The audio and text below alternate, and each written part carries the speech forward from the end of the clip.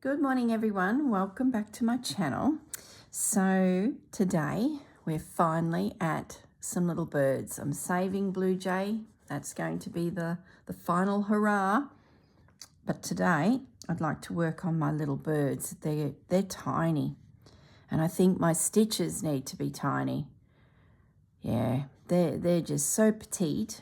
If I make them chunky, I think they're going to look a little bit out of place. He's going to be chunky. So that's the plan for my tiny little wrens. I still have seed stitch to do up this side, so I've got plenty to do. And I need to have a think about my writing as well. I have my little patch here that's going into position. So still a few things to do. We are coming to the pointy end of the project, but goodness me. Now, threads. I think I need to go finer. I don't think any of those are going to suit.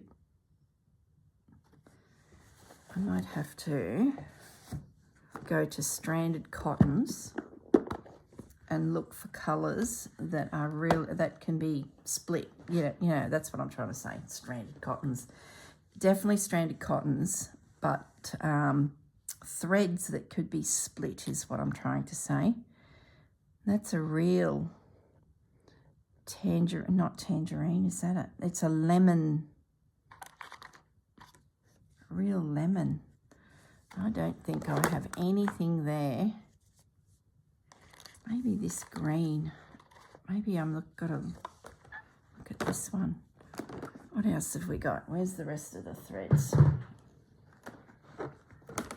Isn't it fun looking for threads? So maybe a little bit of that and then tone it down with that. What's in here in the yellow department?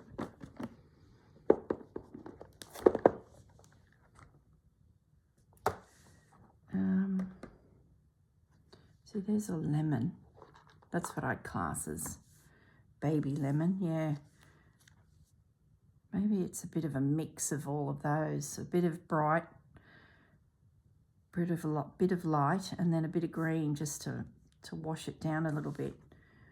Okay, let's start with that and check them and see if they feel like they're the right colour tone. I might start with this green first because it may need to be stitched over, and if there's a bit of split stitch happening,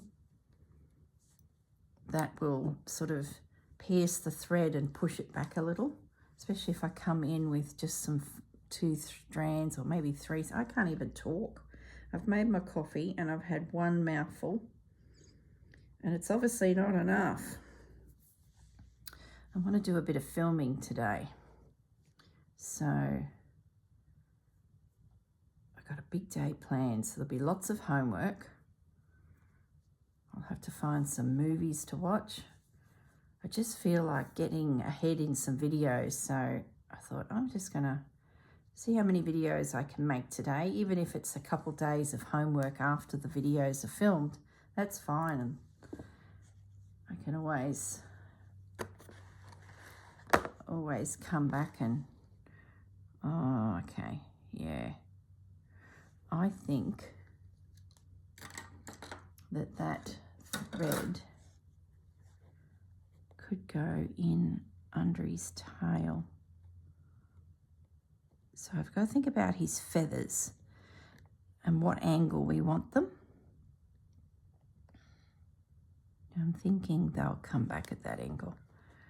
Okay, so I tend to just paint out the area first, as in pop a few stitches next to each other but with a bit of a gap. So that quickly tells me if my colour's right, and it's spot on. Gosh, who would have thought that that was a green, yellow, So I'm just going to whiz through this zone here. It sort of, I guess, maps out the plan, so to speak. And then you can come back in when you don't want to think too much, and you've got your colour in the spot where it's going to be. I'll do layered long and short stitch. That'll get that feathery tone. You can adjust the colours of your birds anyway, so it's not like I have to follow follow the actual exact, you know. But when it's so beautiful, why not just do it? Don't go and reinvent the wheel if you don't have to.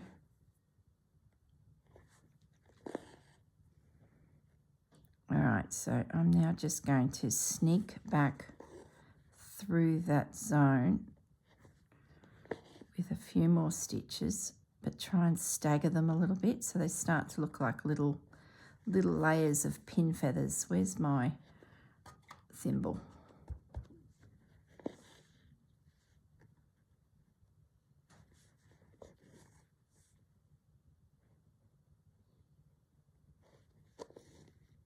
There we go. Let's speed it up a little bit, girl. Be here till the month of Sundays. Riveting viewing for you lot. So you can certainly just focus on your own work. There's nothing too exciting going to happen with this little guy.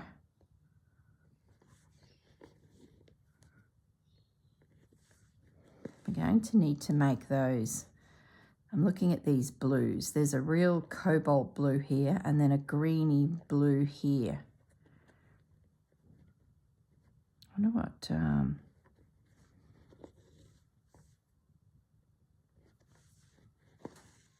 I was just thinking, I wonder what seed stitch along his back would look like, but no. Needs to be all stitched in because he needs to be predominant. You know, not disappearing too much in the background. I think we might do then the soft lemon.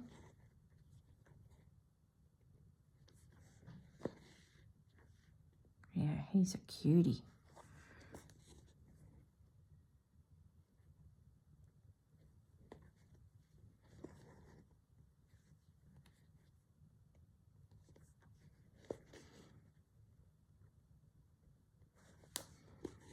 Get right up there under that tail feather.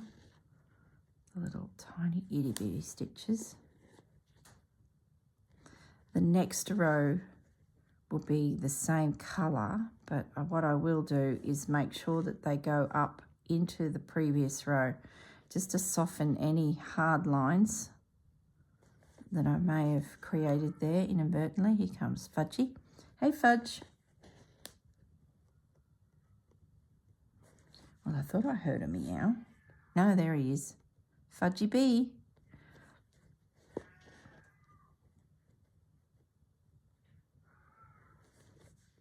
Okay.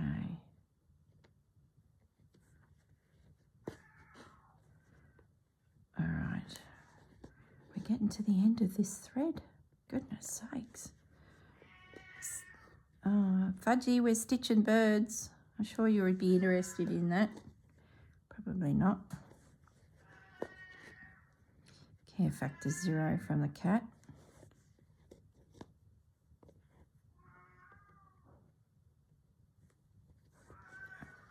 Hey, Puss Puss. I'd say we're going to get a visit from the Fudge. Puss Puss. Maybe not. He's come to the door. He's just glaring at me.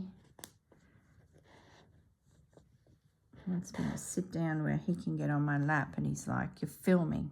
I don't like that." Yeah. He's turned around and walked away. Oh well. No visit from the Fudge today. All right, I'm really getting down to the pointy end of this little... Great colour, isn't it?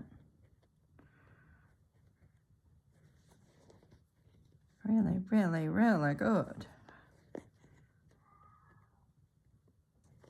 I think he's doing another sweep.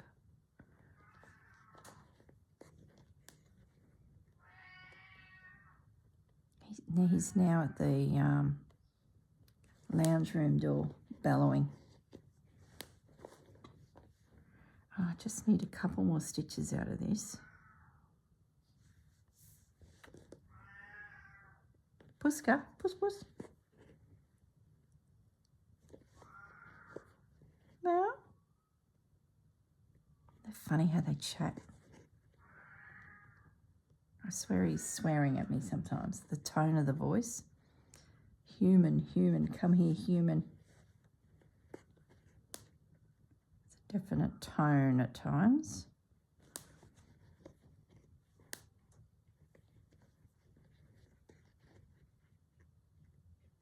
Okay. Now up to the point where that's enough. That's got enough stitches. So we're going to tone down the thread colour next to do the centre of the wing.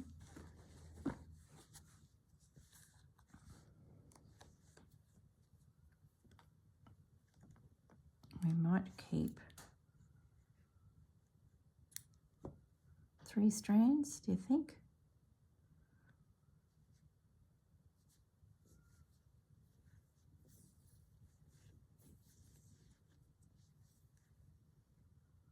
Yeah, I think so. I think we're going to need just a little bit more than 2. That one there is a pearl cotton. So if I go too thin on the stranded cotton next to it, it'll indent, it'll look like an indent, and it won't look like a wing, which is sort of sitting on the outside of the bird. So I'm thinking I need to hold. If I had have had a stranded cotton in that green, probably wouldn't have been. Now I've got a knot. They all say, remove your stranded cottons, 1 strand at a time, give them a gentle massage, and then put them all back together to create your thread you wish to stitch with. Helps them not to tangle as much.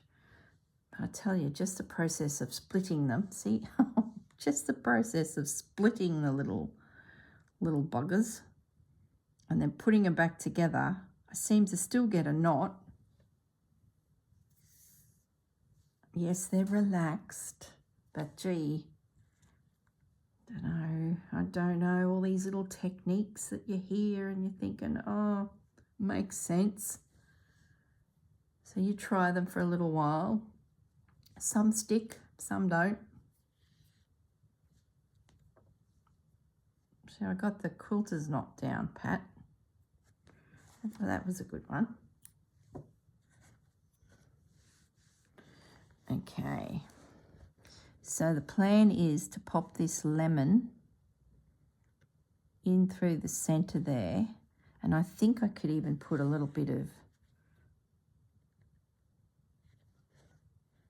white. Yeah, that's going to work. So that's his little wing.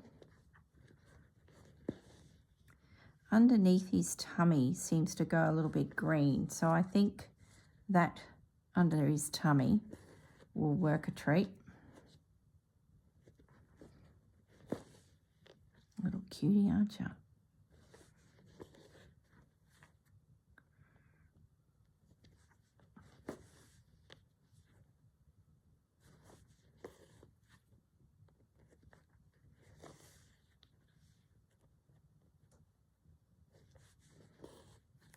This will highlight the shape of the wing a little too.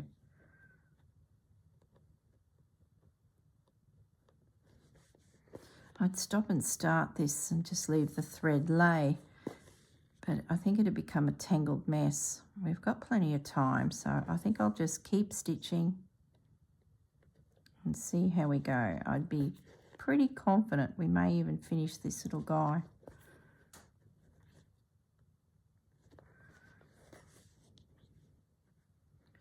Okay, I think I might bring some white into the top of his wing.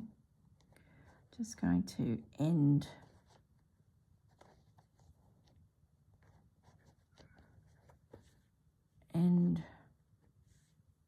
that off. And then what we'll do with that thread, because that'll be enough to do the top of his little mate up there, we might just bring the thread up there. Oh, goodness me. I've got a hole in my thimble. They're like little silicone thimbles. So far, they're the best I've found for me. You sort of got to hunt around and see what best suits you. I've bought a few leather ones, but I don't think they've ever been the right size, so I've never really taken to them. But these ones I get from Amazon, and you get like a pack of, I don't know, 12 or so for not a lot of money. And when you get a little hole in them like that, the needle finally penetrates. I just spin it around till I get, you know, a fresh side, and then, you know, switch them out when they're done. Silicone thimbles. So this green, I think we can use for his underbelly.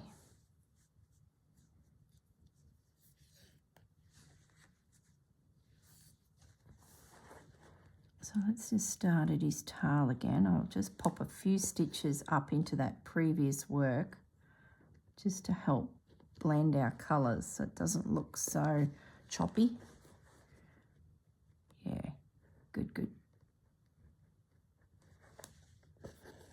These tiny, tiny little images, tiny little stitches, so much effort to do him. Yeah, that's pretty good. I was going to do white next, but I have a feeling it's not even white. It needs to be the palest lemon I can find. A really washed out. I think white might look a bit stark. I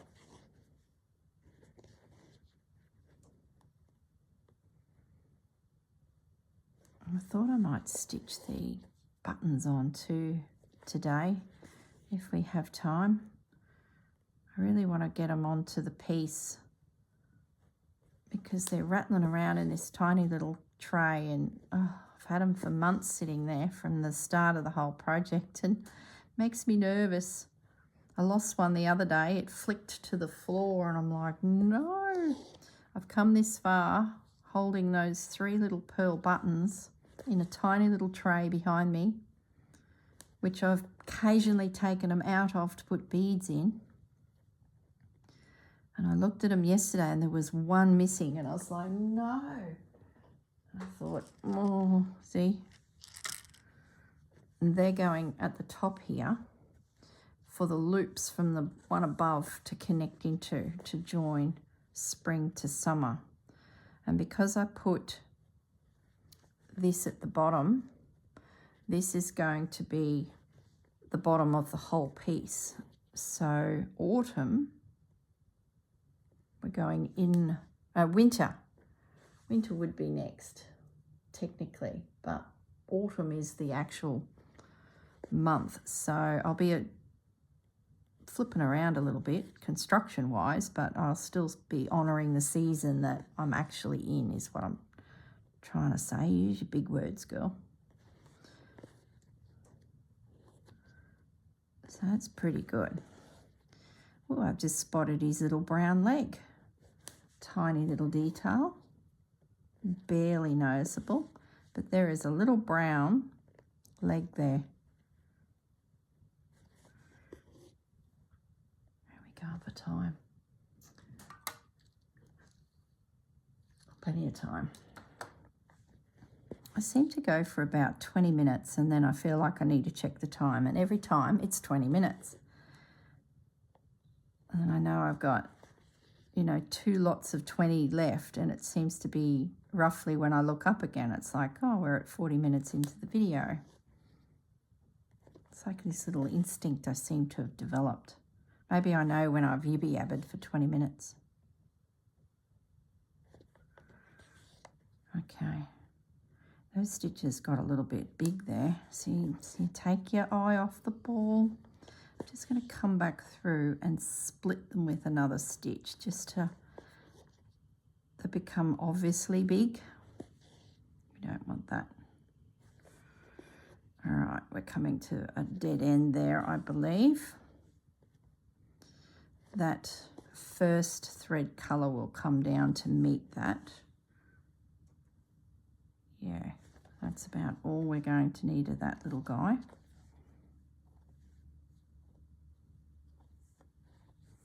So this thread, I think, can come up here. Where would we? Well, might go up around his tail. That can go there.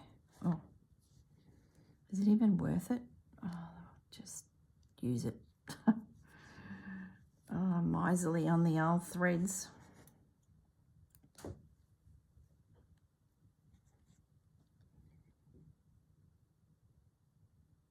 Okay, there's barely any stitches. I'll go right up under his tail because I know there's not many stitches. Might just pop them in there. And then it's used, isn't it?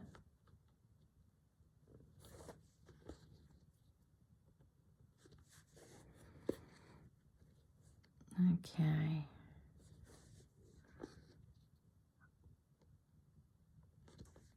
So many stitches. When you look at that seed stitch, you think, oh gosh, girl, you seriously need to go and get a life. The amount of seed stitch I've done. I don't know why I like it so much. It's so intense. Oh, gosh. You'd think I'd be into big, long stitches, quick, big stitches, but no. I just like the texture it gives, the detail. I like looking back at the piece and going, wow, that's a lot of stitches. I guess it's some gratification I get from the embroidery. Don't know. It's all psychological.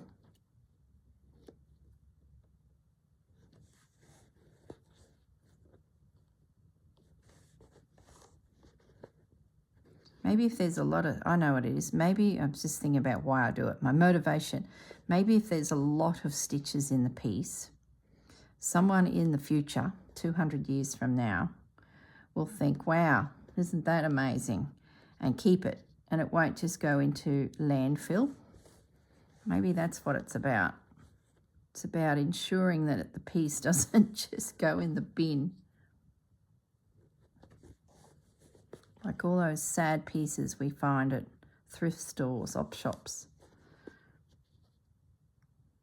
The time and effort that goes into embroidery, and our pieces end up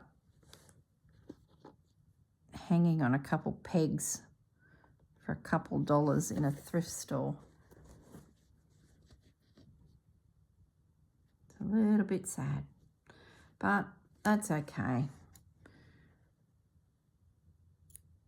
Humans have been doing craft in some form for decades, centuries, eons. This is what we do. And it just can't be all kept. I got rid of that little bit. Okay, so I'm thinking I need to have a look for a white, but it needs to be as pale as I can get it. As lemony as I can get it. I wonder if buttery is the word. What about that? It's a crochet cotton.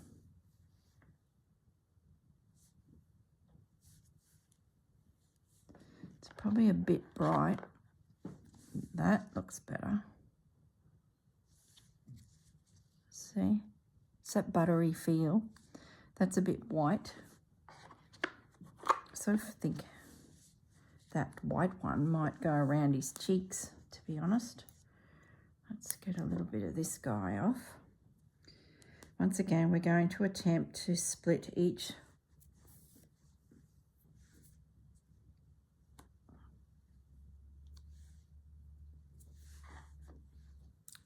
thread off.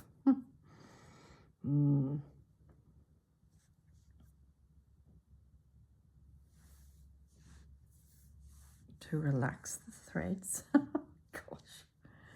Oh, slow stitch.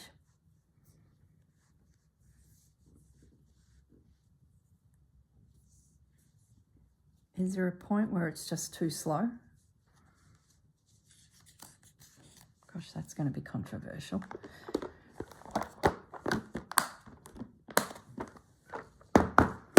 Not that I've had any pushback from the commentary that comes out at times. You guys are all pretty relaxed.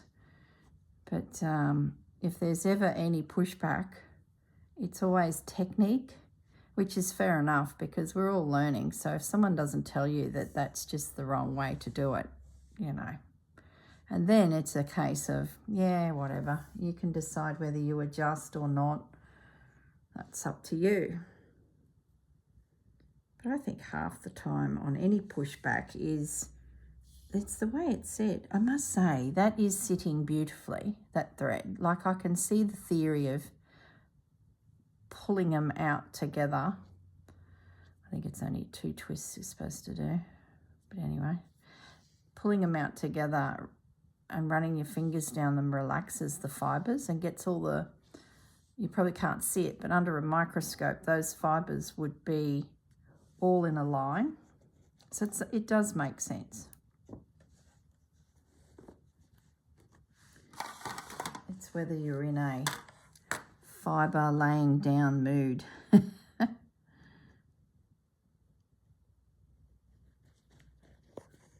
Okay. Will this be noticeably different? Oh yeah, it is. Okay. Happy with that. I think if you were doing something like cross stitch, where you can really see the lay down of the thread, if it's too twisted, you can actually see it. It's all right if your whole work looks a bit twisted, but if most of it is flat and stunning, and then there's this one cross that is all twisted, you can see it. So maybe that's where it's originated from, that settling your thread down, which probably doesn't really apply to the world in which I'm stitching.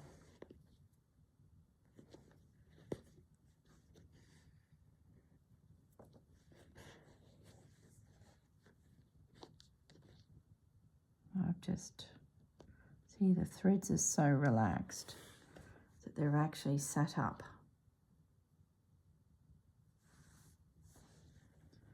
I might just stitch back into that. Yeah, that colour is really good. It's just blended beautifully up there. So I'm thinking we can get into the greens and the blues next. I really enjoy the matching of the thread process, especially when it's watercolour, because there's a lot going on in a blended watercolour painting. So to have your embroidery mimic that is really challenging.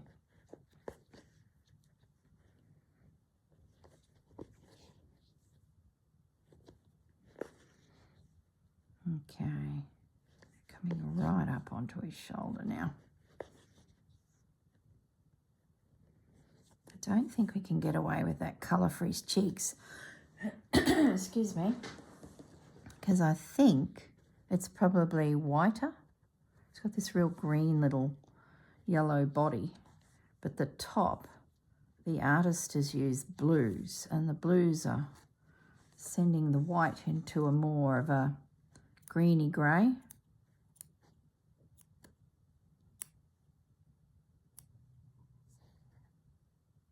Got sidetracked. Trimming threads.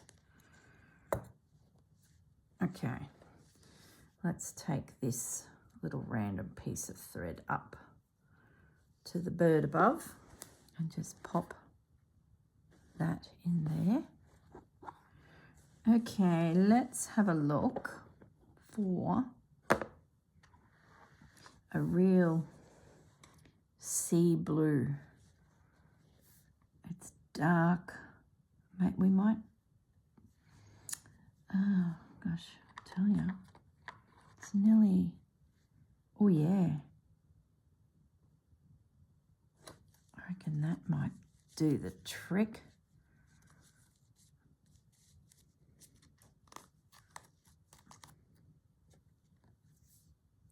How many stitches is in that? How many threads? Only 2. I'm going to try it because it's the tiniest little area, and I can always go back over the area a couple times to get it to sort of sit up to the point of the others. So we're coming up. I'll keep that same angle because we're still laying down feathers towards the head in angle. Yeah, that's good. A little green pop. So then we need something that goes a little bit darker. I think this green too could come up on the end of his tail a little bit. It does go very turquoisey.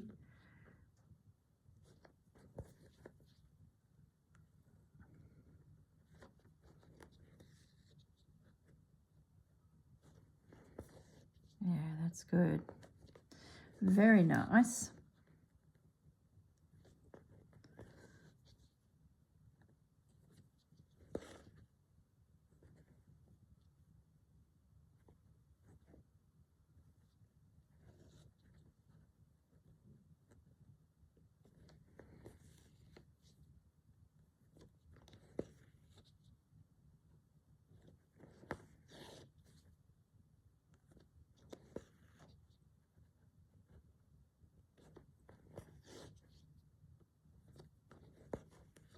I'm keeping going because the more I look at that blotch of paint, the more I still see that same green, and there's like just a dark little thing at the very, very base.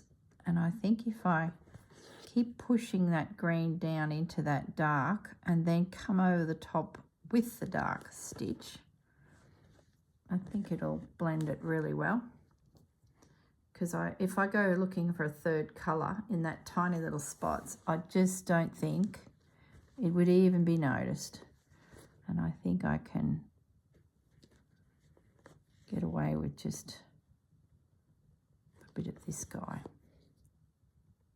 Okay. And I really think it is the tail colour as well. It would do is probably what I'm saying for the tail colour.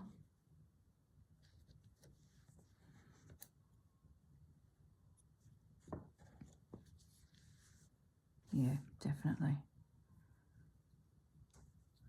And I think the cobalt blue that I'm looking for next is what's around his eye. So bringing this little bit of green from his belly up into this area is bringing him all together. I'd say that's what the artist has done. The artist has painted that tail, and then with a little bit extra paint, he's dropped it in down here. And it just sort of makes the bird look like it is meant to be one bird. Let's see if I can find a cobalt blue. That's a definite.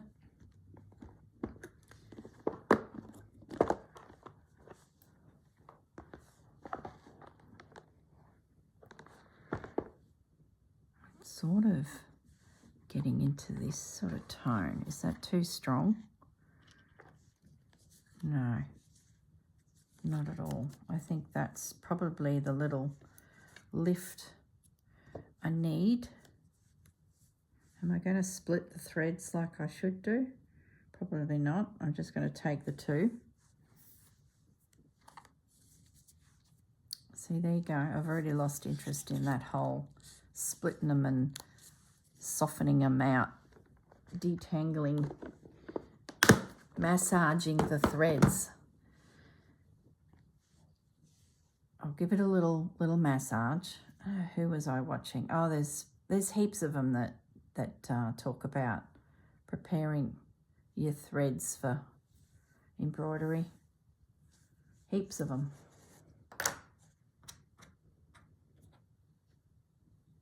Okay.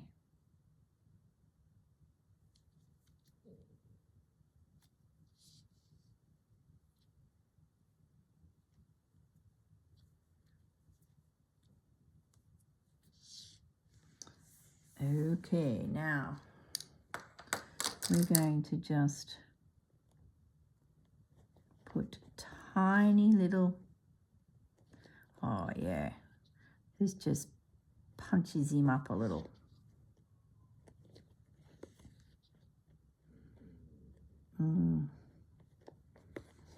Definitely. And that's the top of his head thread.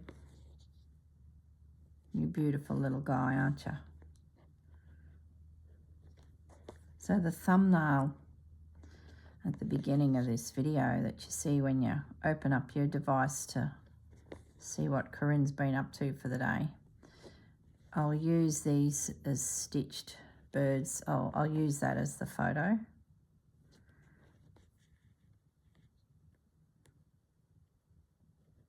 So now I'm just going to drift a couple little stitches up into his blue bit. Ah, yes, you beautiful little bird. Now I think I could sneak up here and run that same. I'll put all the feather stitches now going that way, along from his back of his neck to his tail.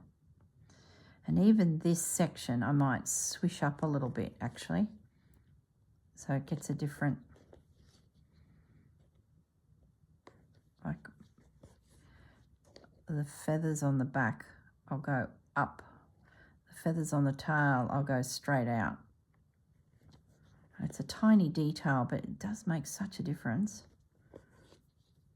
So he's got this little bit of cobalt peeking around the bottom of his wing, around the bottom of his tummy, and then around the eye.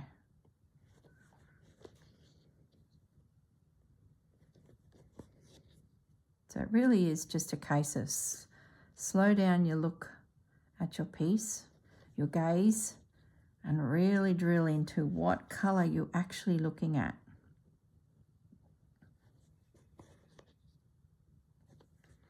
That dark blue has just made him pop. If we bring a turquoisey tail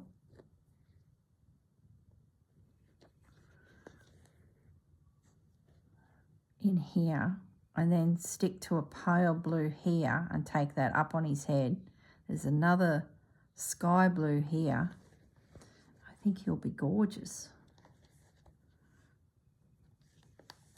Let's take a little bit of this. I've got a tiny little bit left. I'll take that up into his eye. I just anchor the dark colour in. Oh, under his chin. There you go. That'll use it.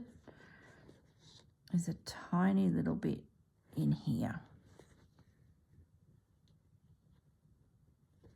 It's nearly a grey blue coming up under the side of his face there.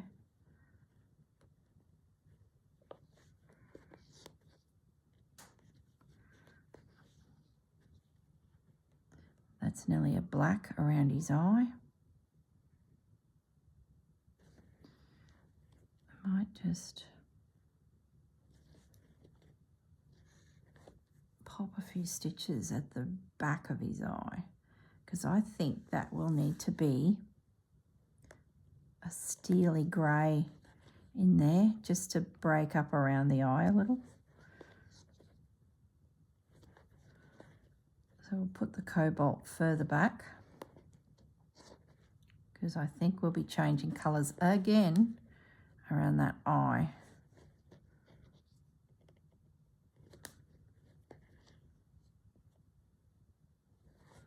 Who would have thought? So many colours in one little bird. Amazing, isn't it? Come on, just a little bit more.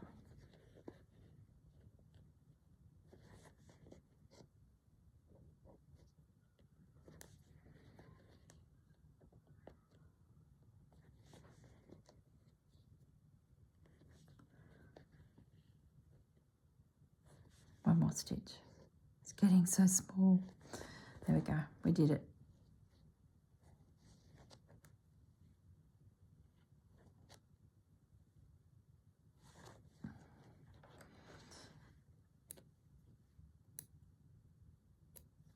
Okay, so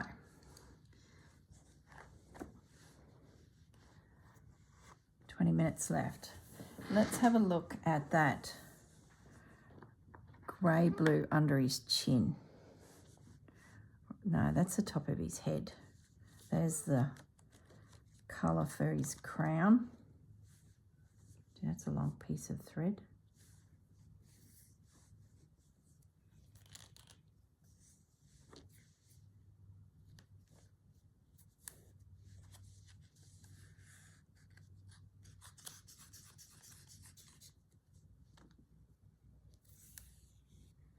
I love seeing when you're pulling threads out for something in thread painting and you see them all laying there and you think, well, that's the inspiration the artist got when he was doing that little bird. All of that, just beautiful, absolutely beautiful. And to pop that colour in just lifts the whole thing. I'm going to shorten this because that is just way too long. I'll pop that up the top there.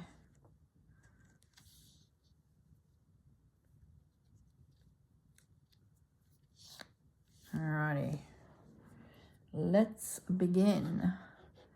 I'm thinking that halfway down his wing and the top of his head is the same colour. Let's just get a couple stitches in. I won't spend too much time doing all this blue area because I will do 20 minutes, I think, easily, just getting the top of his head.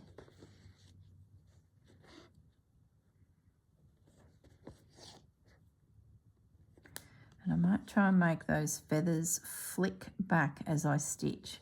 So they're starting pointing that way with my needle, and I'm going to try and pivot them around so we get a bit of a crown thing happening on his head as I start to twist the direction.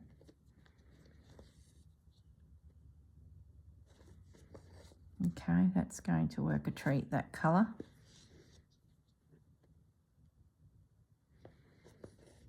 His eye will need to be a fairly fresh white, top and bottom.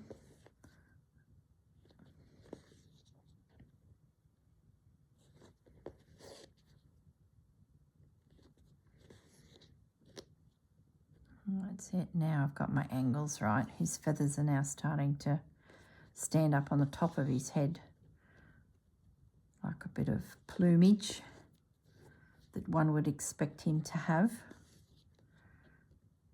All right, so I won't do too many more stitches there.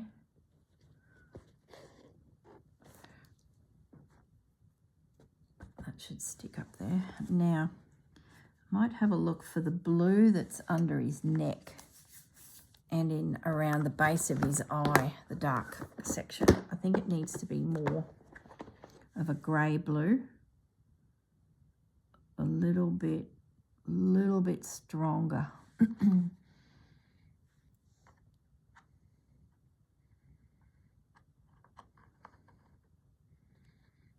even that.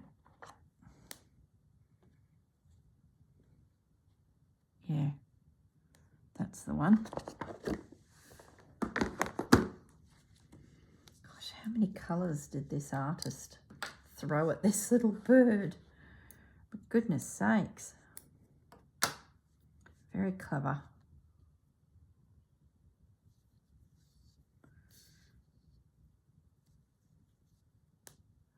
Okay. This is the little bit of grey under his neck. Yeah, perfect. Little grey stitch, tiny.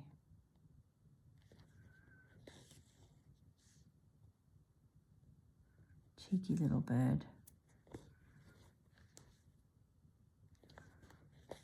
I think we can get this one laid down, this section.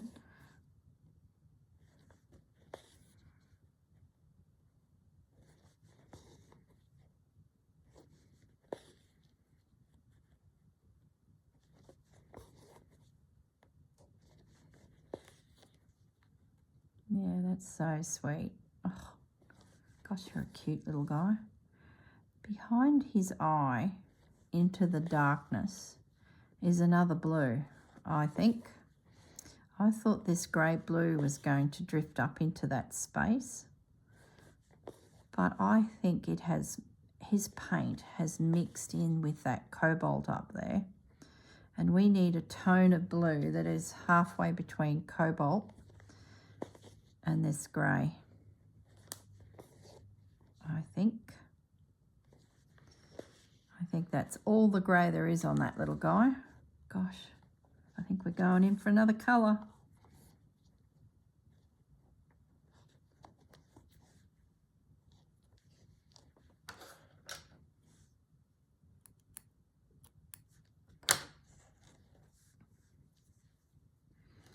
Now, it's like a cobalt, but a paler version of a cobalt. So it's got to have that iciness, but grey. This one.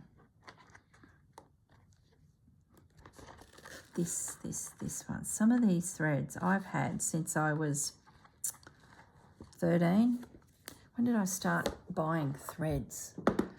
Oh, probably not 13. Probably 15 when you start getting little, that's brilliant, that colour, little kits and your threads are left over. So you start winding them onto things. And then when I was 19, I got a part-time job in a craft store. And we used to do lots of classes, mainly folk art. And I used to do the odd class, very simple stuff because I was still learning myself, but the owner was really good, really, really good. But there were certainly classes that I could take that I'd mastered pretty quickly. I was there about a year, so I really only learned a small amount of what is needed to be very good at folk art. And we also did basic embroidery classes for young people. So I sort of started collecting threads then, I think, at 19. And some of these threads would be that old. What am I now? Just over 50-ish. So, yeah, they last. Now I'm stitching behind the eye into, oops, did I not knot it?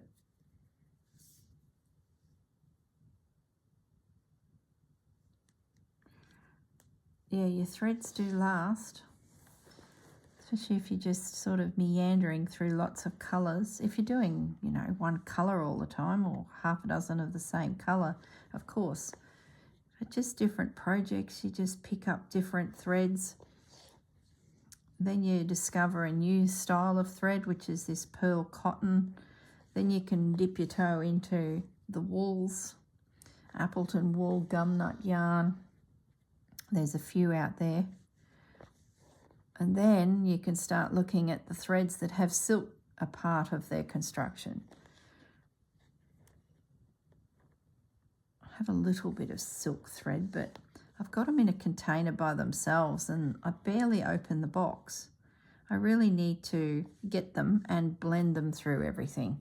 I was keeping them by manufacturer, but I just found I was missing half of them because you were looking for a certain green. And when I embraced the fact that I could pick up a wool and then back to a silk, back to a strand of cotton, like I'm flip-flopping everywhere, it quickly became obvious that I'm all about the colour more so than the actual what thread I'm using. So that's when I started blending my embroidery boxes into categories of colour. And this was very much a green, but I found that if I quickly raced out the door and needed my green tray because I was doing leaves, I started just popping in a little bit of yellow as well, because often that brings green together, and then a little bit of brown. So that's how that tray came to be. And then these big guys, I just went by colour. Started with purple into pinks and into the blues. And then this third tray is just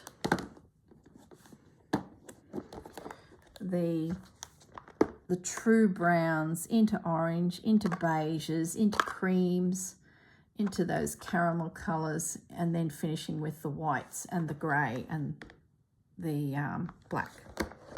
So that was my logic, and it seems to work. I could probably get another one of these trays, flip the greens in, and then reassess the whole lot, and bring in any that are randomly sitting in the cupboard in different trays due to their style of thread, and then just have 3 trays with everything in it. I'm going to sneeze. Am I going to sneeze? Open that tray up and I got to sneeze. Oh, goodness me. No, it's all good. So where am I at? Turquoise, blue. So we need a peacock.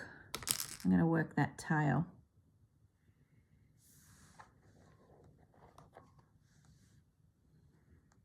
Too similar.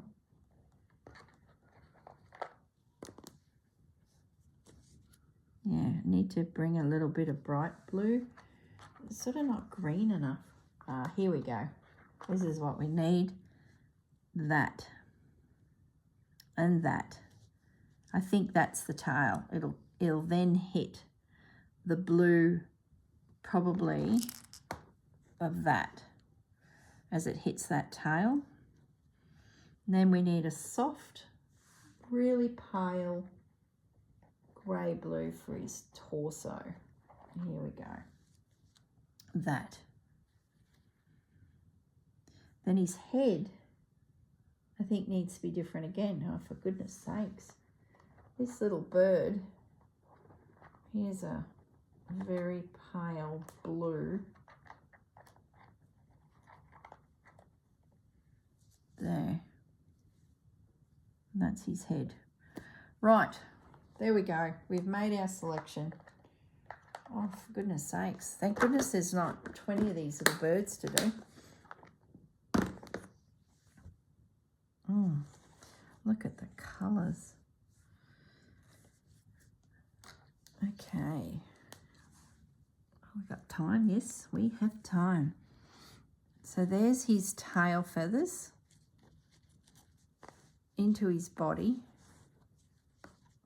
Look at those colours. Look at that.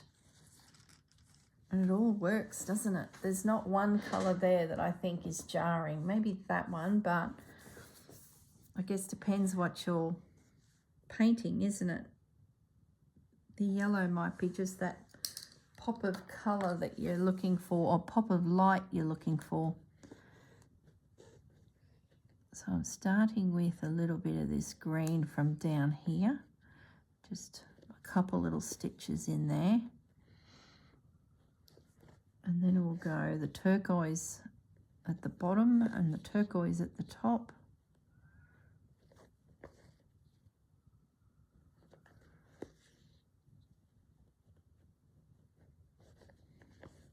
And that is our little bird. He's coming together now. What really made him is that cobalt. Beautiful.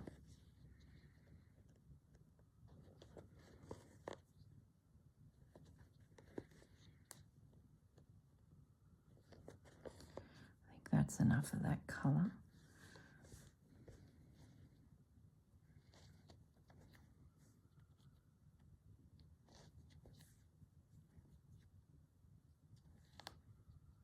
There we go.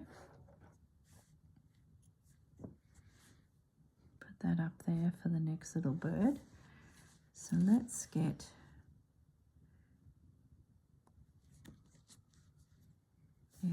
I think I want this dark. It's going to continue on. You can't even see what I just did then. I just laid the two blues down. I feel like that even is a bit bright. So we're going to use this dark turquoise and blend it into that cobalt.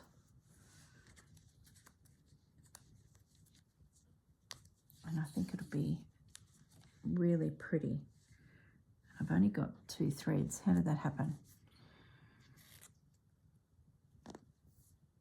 There it is.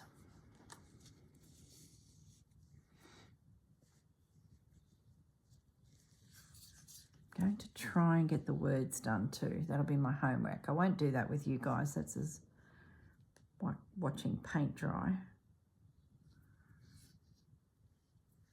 And I'm thinking I'm going to do it in that colour, to be honest. I really like the tone of it, and I've never used it. That is a brand new cotton. I believe it's one of the newer colours that DMC have released. They've superseded a few and brought in some real new, vibrant, deep looking colours. Oh, that's beautiful.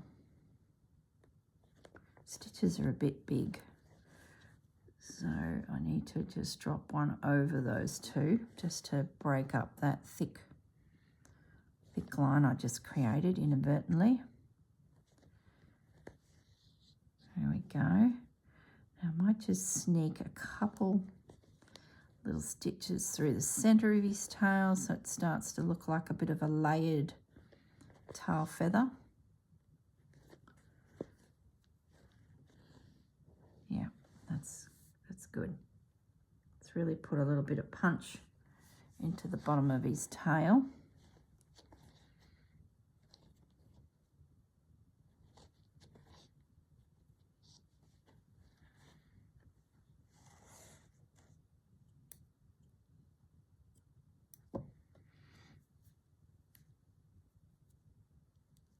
Just knot it. There's plenty left there. And we'll just put it up here at the base of that tail. Ready to go. All right, so I'm thinking we just want a little bit of this guy, and that will finish his tail. And I'm thinking I'm only going to do, no, stick with what you started, girl. 3 strands.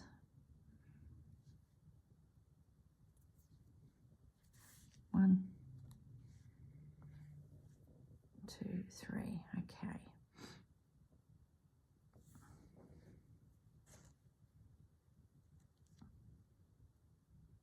Just threading my needle.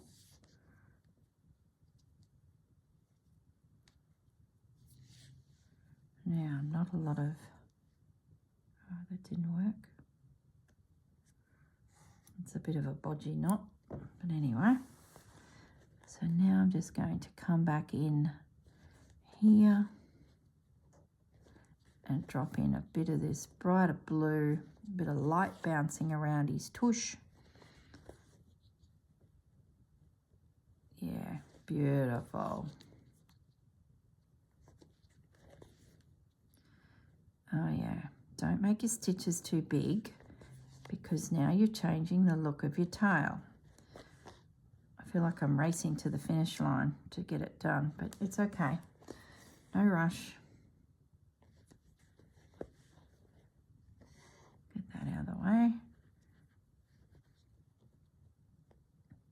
he certainly is coming alive. There's a little bit of white there. I might leave it at this stage and I'll see what colour actually goes in there. It's just he's put a bounce of light there to define the tail meeting the wing. I'm saying it's a he. I really don't know who the artist is. I'm just assumed the bird is a he and the artist is a he, but I have no idea. So I'll just knot that little turquoise thread and it's going to go up into there. See, he's done it there as well. See, there's a little bit of white. I may need to address that. I'll go the grey because I'd say it makes the eye rest between the tail and the wing.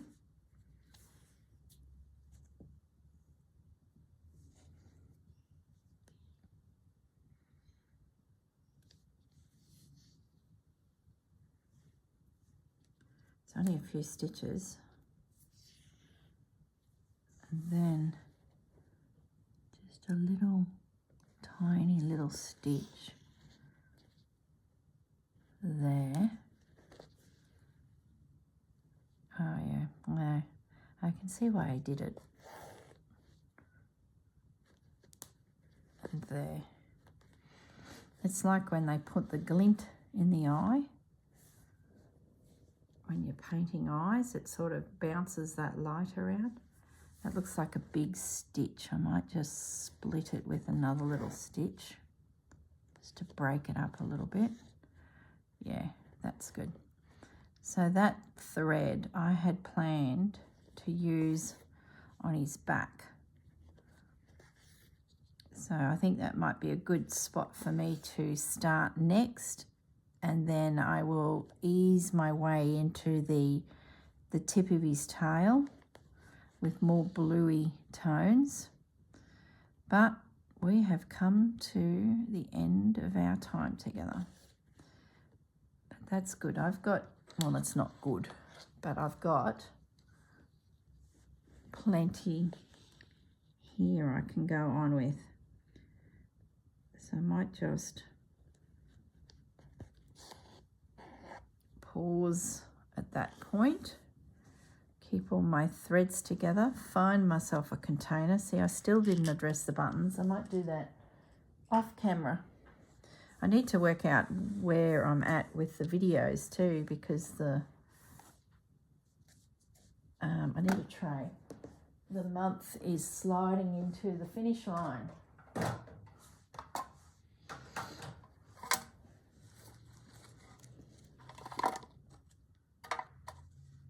There we go. Isn't that pretty? Gosh, what a gorgeous combination of colours.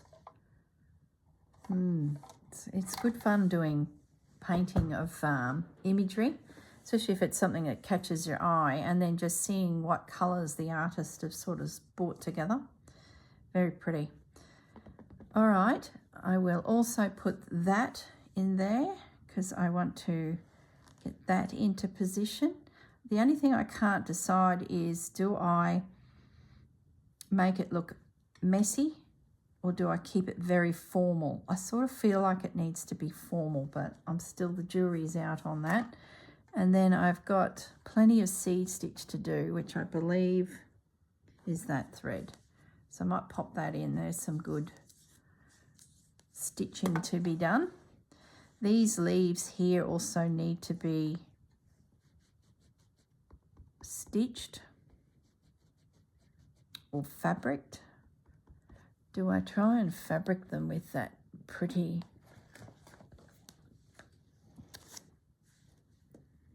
Can we get the width we need? I was going, now I've gone off on another tangent. Yeah, I'm going to do that. Where's a pin? That will do the trick. I'll just turn it under and to get curvature so that it doesn't look like a straight piece. And then I'm thinking with a bit of manipulation of fibre there. I can even get that side. That's good. That sort of matches the rest of the piece too.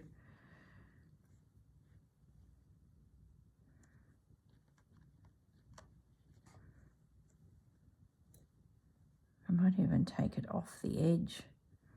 It doesn't need to be the shape the artist said. It's like he's just sitting in amongst it, and there's a swish of green that's just popped up around the base of him. I think that'll work a treat. Okay, there's another little bit there. Why not? We can spare it. It's all those little details.